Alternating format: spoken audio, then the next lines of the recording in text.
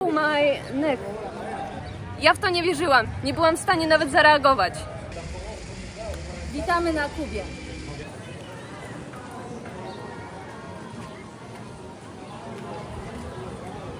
Wylądowałyśmy na Kubie. Jesteśmy od kilku godzin w centrum Hawany i poruszamy się po głównych ulicach.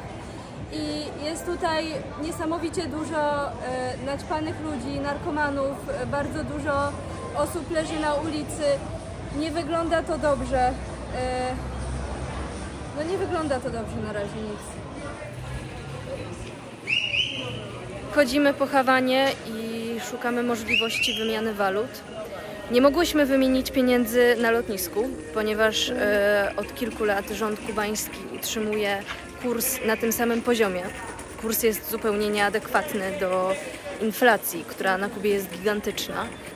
Jeżeli wymieniałybyśmy pieniądze oficjalnie w miejscu wyznaczonym przez rząd, to za każdego dolara dostaniemy 3 razy mniej peso, niż jeżeli wymienimy pieniądze na czarnym rynku. Pieniądze można wymienić w restauracji, u ludzi na ulicy albo w prywatnym kubańskim domu, ale trzeba wiedzieć, gdzie dokonać transakcji, żeby nie zostać oszukanym. Właścicielka Casa Particulares, czyli lokalnego domku, powiedziała nam, że musimy bardzo uważać na naszyjniki, telefony, na torebki, na wszystko, bo podjeżdżają ludzie i wyszarpują. Nie wiem, czy to jest prawda, ale tak nas przywitała takimi słowami. W końcu znalazłyśmy kantor z dobrym kursem, który wygląda tak jak za nami.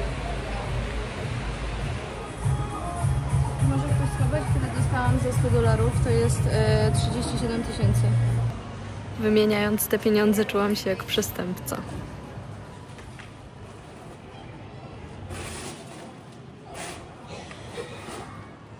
Tak mieszkają ludzie w starej, zabytkowej Hawanie. Już nie ma frontowej ściany. I kwestią czasu jest to, kiedy runie cały budynek.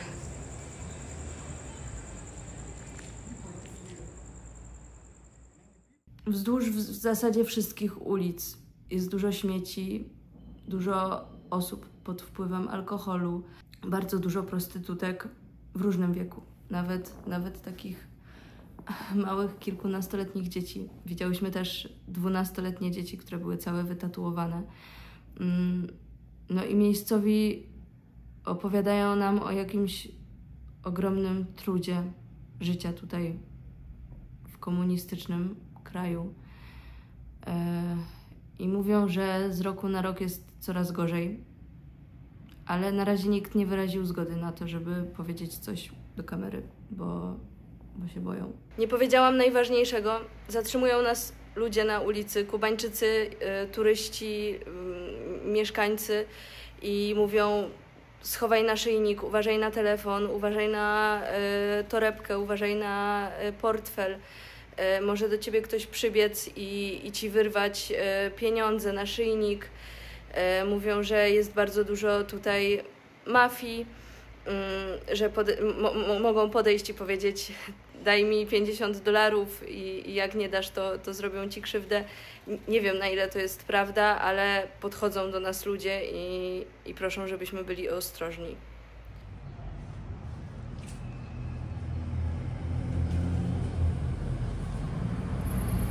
Nasz pierwszy poranek na Kubie. A pod naszym mieszkaniem dziesiątki ludzi, którzy stoją w kolejce pod ambasadą hiszpańską i ubiegają się o wizę. Kubańczycy najczęściej emigrują do Stanów Zjednoczonych, do Hiszpanii i krajów latynoamerykańskich. I podobno teraz jest największa fala emigracyjna od czasów rewolucji.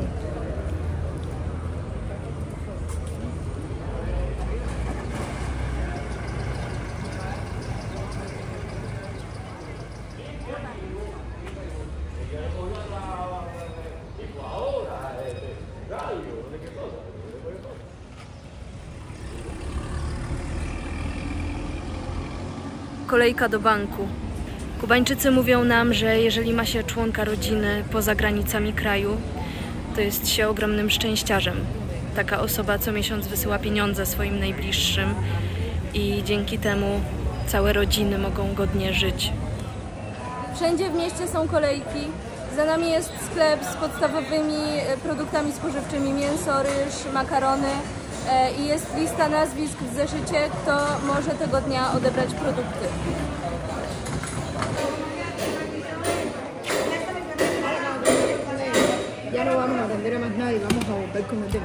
Szukamy punktu Etexa Obispo, żeby kupić kartę z internetem. Na Kubie internet nie jest oczywistością. Rząd dopiero w 2019 roku zgodził się na to, żeby ludzie w prywatnych domach mieli Wi-Fi. Szerzej dostępny internet na Kubie pojawił się w 2015 roku i wtedy rząd założył parki z internetem. Ludzie gromadzili się w takich parkach, mogli się zalogować do sieci i przez określony czas korzystać z internetu.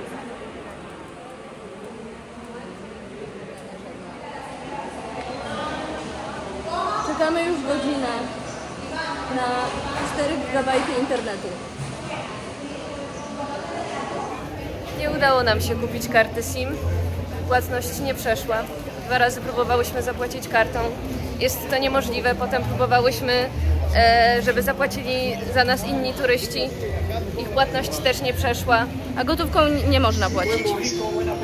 Ani kup, ani dolarami, niczym.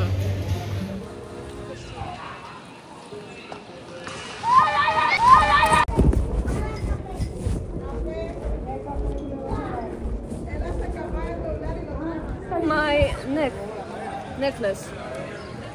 Właśnie podbiegł do mnie mężczyzna, złapał mnie z tyłu i zerwał mi mój złoty wisiorek. Pobiegł w tamtą stronę, trwało to wszystko 5 sekund. Nic mi się nie stało, tylko zostałam pozbawiona wisiorka. No i chwycił Kaśkę za szyję i jest cała czerwona.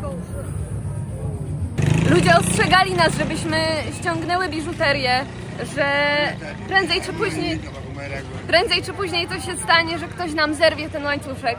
Ja w to nie wierzyłam. Nie wierzyłam, że w biały dzień o godzinie 11 ktoś po prostu podbiegnie do mnie z tyłu i zerwie mi moją biżuterię. To był gruby łańcuszek, tak? To wszystko się wydarzyło w ciągu 5 sekund. Nie byłam w stanie nawet zareagować.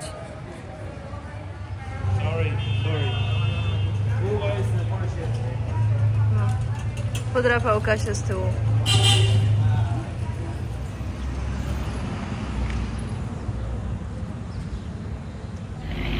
Aż strach wyciągać telefon z kieszeni po tym, co się przed chwilą wydarzyło Kasi. Staram się nagrywać, ale się zwyczajnie boję, że ktoś przybiegnie i wyrwie mi telefon.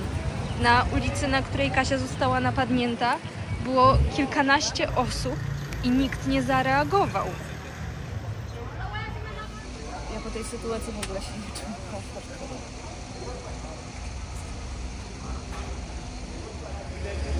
Przed przyjazdem na Kubę bardzo dużo czytałyśmy blogów, oglądałyśmy filmy innych turystów, którzy tutaj byli. Mamy przewodnik, w którym napisane jest: Kuba przypomina mi zakazany owoc. Najbardziej lubię ją za wyjątkowość, kreatywność, ducha walki, a przede wszystkim za to, że pomimo 60 trudnych lat wciąż jest otwarta i tryska optymizmem. Ja tego optymizmu nie widzę. Nie widzę uśmiechniętych ludzi, nie widzę muzyki, nie widzę śpiewów. Nie znajduję w Kubie w ogóle, na ten moment w Hawanie, w ogóle tego, z czym ona jest kojarzona i utożsamiana. Wczoraj do nas podeszła grupa grajków, żeby dostać pieniądze za to, że zaśpiewają nam piosenkę. I byli tak smutni i nieprzekonani do tej radosnej piosenki, którą śpiewają. Nie czuję się tutaj w ogóle bezpiecznie. Nie wiem, na pewno nie da się tutaj tak komfortowo przechodzić przez ulicę. Ulica, na której Kasia została napadnięta, była jedną z głównych uliczek Starego Miasta i było na niej mnóstwo ludzi.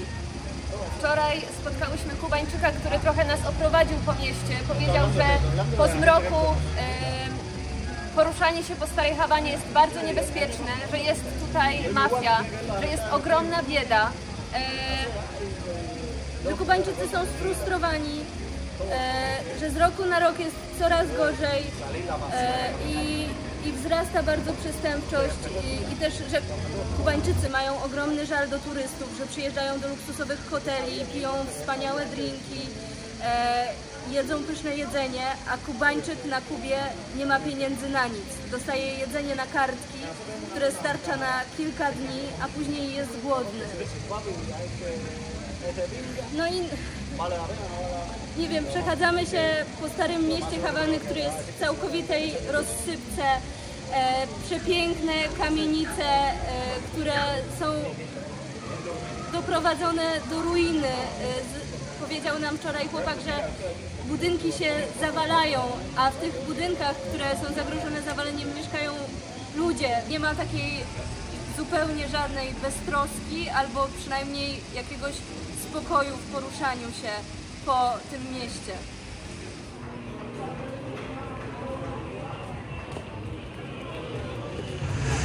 Wymieniłyśmy właśnie pieniądze. Pani, która nam wymieniała pieniądze w prywatnym domu, powiedziała, żebyśmy trzymały je tylko i wyłącznie w wewnętrznych saszetkach, żebyśmy niczego wartościowego nie trzymały w zewnętrznych saszetkach ani torbach, bo po prostu ludzie mogą podejść na ulicę, odciąć nożem i uciec. Nie wiem, jak mamy w ogóle nagrywać wideo w tej sytuacji, bo też mówiła, żeby bardzo uważać, żeby w ogóle nie wyciągać telefonu. I powiedziała, i to jest kolejna osoba, która nam to mówi, że z roku na rok jest coraz gorzej na Kubie, że każdego roku jest dużo gorzej i bardziej niebezpiecznie. Bez większych przygód dotarłyśmy na plac Katedralny. Na Kubie, tak jak w każdym komunistycznym kraju, religia była systemowo wykorzeniana. Komuniści uważali, że jest zagrożeniem dla ich ideologii i myśli marksistowskiej, a katedra na placu została zbudowana w XVIII wieku w stylu barokowym i jest wykonana głównie z koralu. Po przejęciu władzy przez Fidela Castro osoby wierzące doznały wielu restrykcji. Do partii mogli przynależeć tylko ateiści, wprowadzono zakaz tworzenia ugrupowań religijnych, a wszystkie formy wyznawania wiary były kontrolowane przez rząd. Księża chrześcijańscy byli przedstawiani jako imperialiści i wrogowie rewolucji. Jesteśmy na wieży katedralnej. Widać stąd całą Hawanę. Morze. Posąg Jezusa.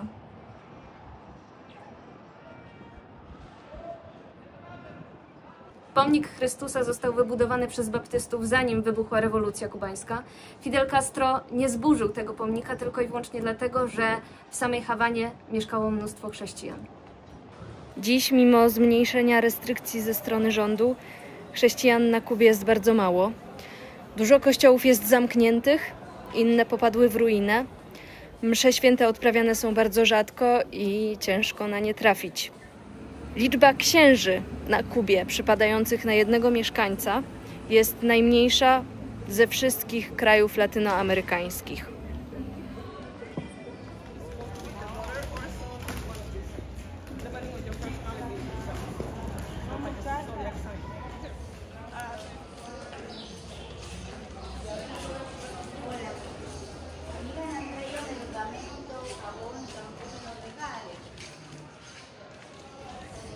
Tu jeszcze kilka lat temu znajdowała się restauracja El Paris. W czasach świetności stoliki znajdowały się w środku lokalu, przed i wychodziły do połowy placu katedralnego. Wędrując po Hawanie można się poczuć jak na urbexie.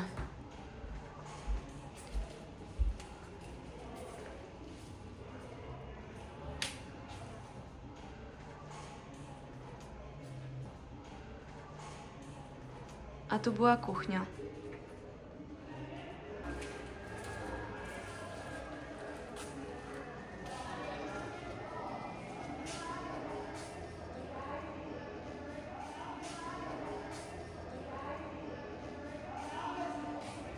Dotarłyśmy na plac centralny. Tu każdego dnia o 9:30 i 16:00 organizowane są darmowe wycieczki po Starej Hawanie. Po takiej wycieczce daje się przewodnikowi napiwek według uznania. Do tej kawiarni przychodził Ernest Hemingway.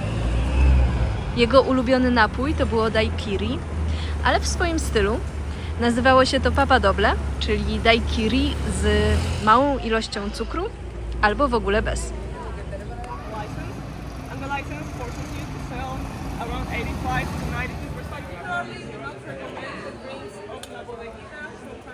Idziemy znowu na plac centralny, ale dowiedziałyśmy się mnóstwa nowych rzeczy.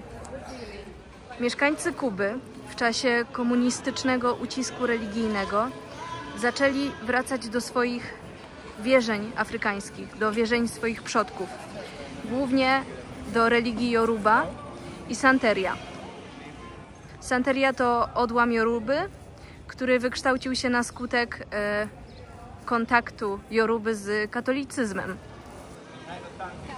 Jest to religia synkretyczna, która łączy elementy wiary chrześcijańskiej z zachodnioafrykańskimi wierzeniami. Wyznanie Yoruba i Santeria charakteryzują się magią, wróżbiarstwem i składaniem ofiar ze zwierząt. Żeby w pełni uczestniczyć w życiu duchowym, trzeba przejść inicjację, która włącza do religii jej rytuałów, a większość rytuałów odbywa się w domach.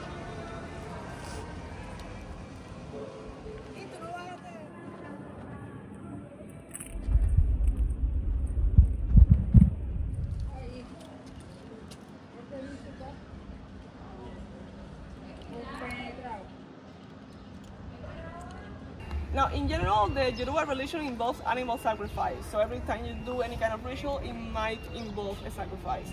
For example, sometimes you can walk around the city and you can notice in the roots of some specific trees dead animals, which is a brujeria. It's basically when you sacrifice an animal to offer to a saint to either make something good happen to yourself or make something bad happen to somebody else. So these kind of things are really respected in the city. So even if you don't practice religion, you're going to avoid touching those in order to not cash in the bad fortune. Okay. And what kind of animals they are sacrificing? Usually, the most typical one is the rooster. But you can see if you're making a more specific sacrifice, like to Yemaya, it goes more about like turtles. If it's another like Shango, maybe it can be a goat. Like you can find like goat's legs sometimes. The chicks. And they are drinking the blood after sacrifice? Not every time. The blood is just during the ritual. Okay. So in Cuba, you can find people in Catholic churches that are actually practicing the Yoruba religion instead. When you see somebody lighting a color, any color candle to any saint, is somebody practicing the Yoruba religion. Zmieniając temat, do tego hotelu przez 7 lat życia przyjeżdżał Ernest Hemingway. Zawsze brał swój ulubiony pokój, 511.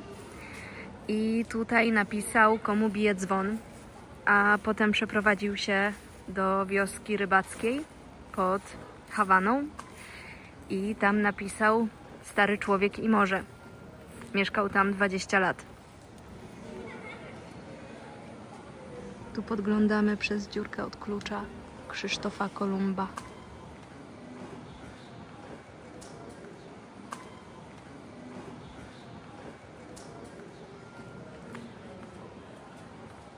Cuba has become kind of like a difficult place to live at the moment. Since the 90s, we have been having struggles on and off, depending on the international situation. Now, the main difficulty for Cuba right now is mostly the lack of parity between what a government salary is usually given to the people and the real cost of the living in the island. In Cuba, a high salary, like what a professional gets paid, is around $13 a month, which means that if you work for the government, which is the majority of the works available, you are not going to make enough money to actually make a living in the island. That means that you need to resort to illegal jobs or more than one job, or even don't work for what you studied at all. For the young people, that means mostly that you have to either sacrifice your dreams and your vocation and what you actually want to do with your life, or sacrifice your staying in the island. Cuba has been known for like an immigration crisis, and we are currently going through the worst immigration crisis since the revolution triumphed. In 4 years, we have lost around 2 million people for immigration. Those are right now official dates and facts, and that is quite complicated because most of the people that are leaving are young people. For us, we grew up in Cuba, and a lot of people ask me if I want to leave my country or if I like it here. And most of the people that leave the island really like it here. We don't want to leave, we don't want to start over someplace else, but our life circle goes around waking up and going to school, and you can even get to the university and get a degree because it's free, but then you can't really work for what you studied. So you end up working for something else, trying to make enough money to eventually leave the island. Most of the people that are my age that I know, we are the sons and the daughters of the people that didn't live in the crisis in the 90s. And right now we look at our parents and we don't really want to be them in 25 years. Most of our parents are kind of lonely because most of their friends left. Most of us have lost a lot of friends over the years. And at the same time, we don't see them happy with their life because they have spent every single year surviving and surviving and surviving, and it always gets a little bit better depending on the situation, the US embargo, etc. It does get better from time to time, but that is never a lasting situation. So then you go back just to surviving, and I don't want to be 50 years old and still be just surviving. So I think I will eventually leave, and that is one of the saddest things that I can think about because I don't really want to do that. But half my friends are gone now, and if I ever want to start like a family or raise a child, I don't really want my children to be in the same situation where I am right now, in which you have to rely mostly on tourism and stuff like that to just be able to kind of survive, and you don't feel like what you're doing actually has a purpose or anything. And is the situation in Cuba getting worse? Well, it has been getting worse since 2017, more or less.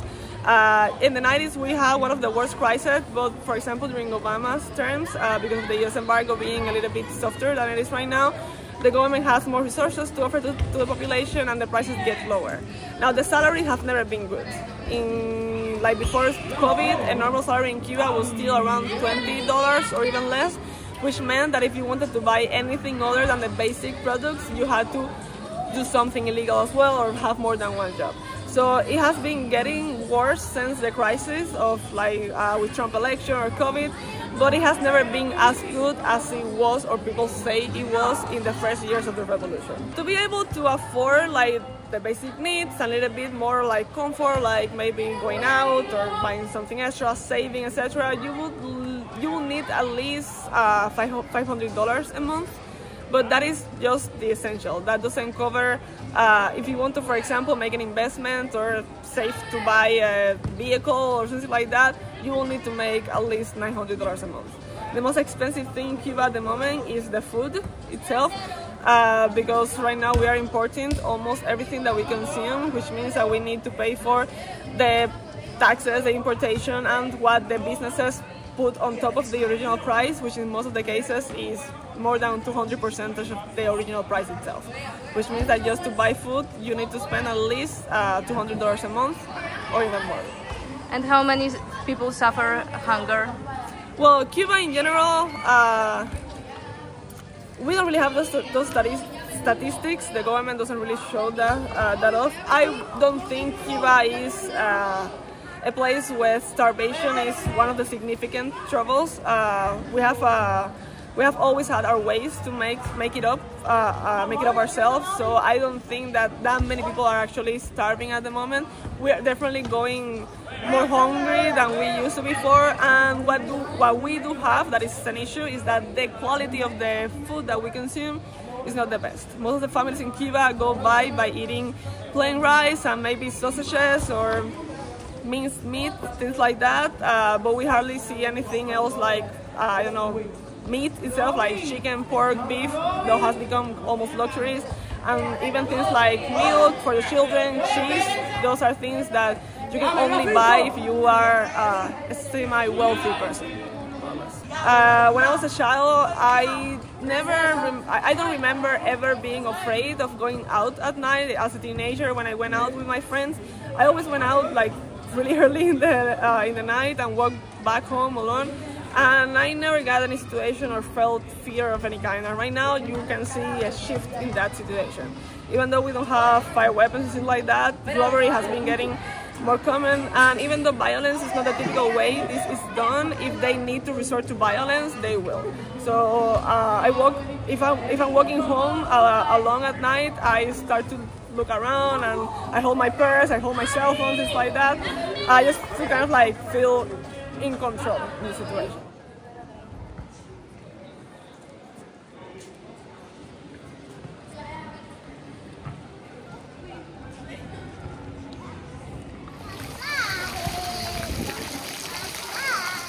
Kubańczycy nazywają te sklepy muzeami z klimatyzacją, ponieważ normalnego obywatela Kuby nie stać, żeby kupić sobie cokolwiek z takich sklepów, ale w upalne dni wchodzą, żeby się trochę ochłodzić, oglądają produkty i udają,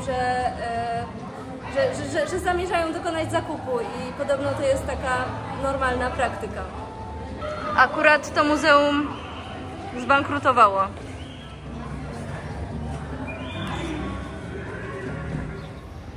Znowu śmieci. A tu znajdowała się szkoła warsztatowa modelowania i odlewnictwa. Niewiele zostało z budynku. Nie ma nawet sufitu.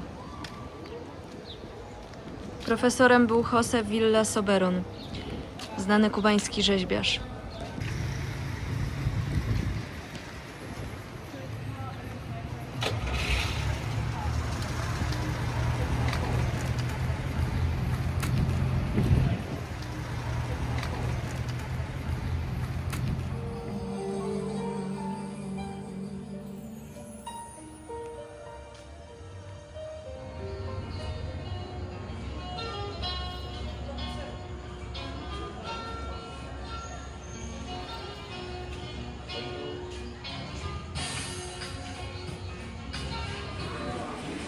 Oficjalne wynagrodzenie dla Kubańczyka starcza na 30 jajek. To jest równowartość miesięcznej pracy.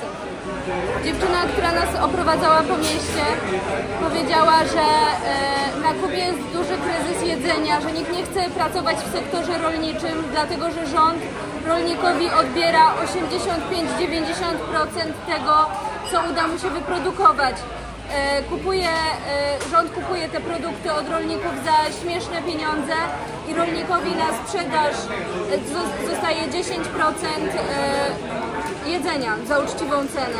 Powiedziała nam, że lekarze, doktorzy, nauczyciele zarabiają $10–13 na miesiąc, co w żaden sposób nie jest adekwatne do kosztu życia w tym kraju i że muszą dorabiać na czarnym rynku, że mają czarny rynek na ulicach, mają na Telegramie specjalne grupy, w których się umawiają i mają specjalną stronę internetową, gdzie można dokonywać transakcji nielegalnych.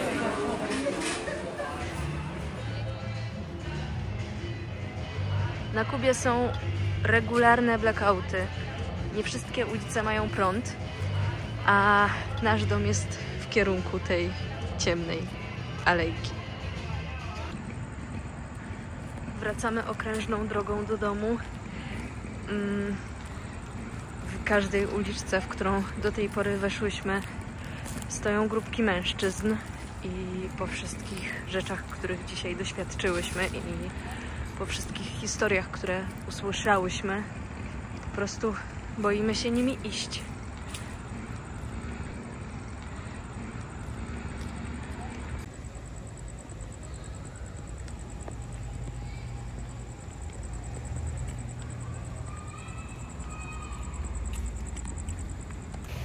Dotarłyśmy okrężną drogą do domu.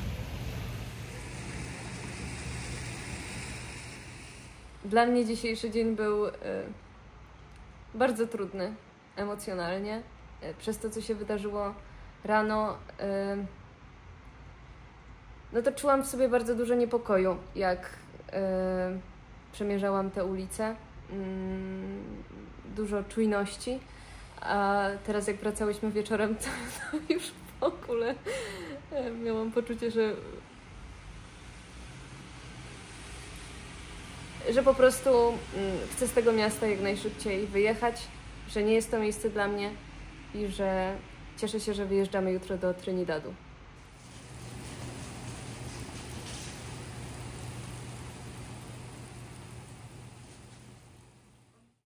Czekamy właśnie na Colectivo Taxi. Jest to busik, który dzieli się z innymi turystami i zawiezie nas do naszego miejsca docelowego.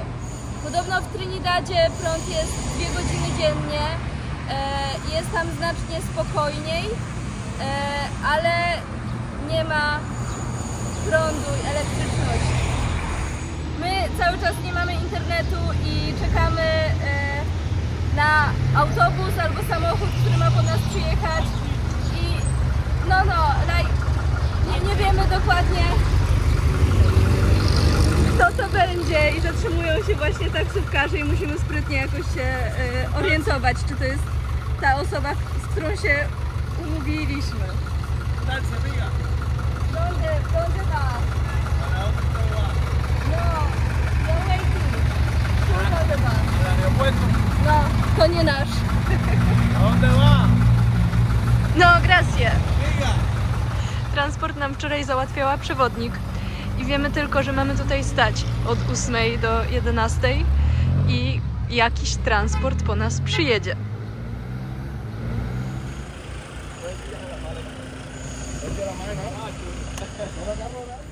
To nasz. Pan znał moje imię.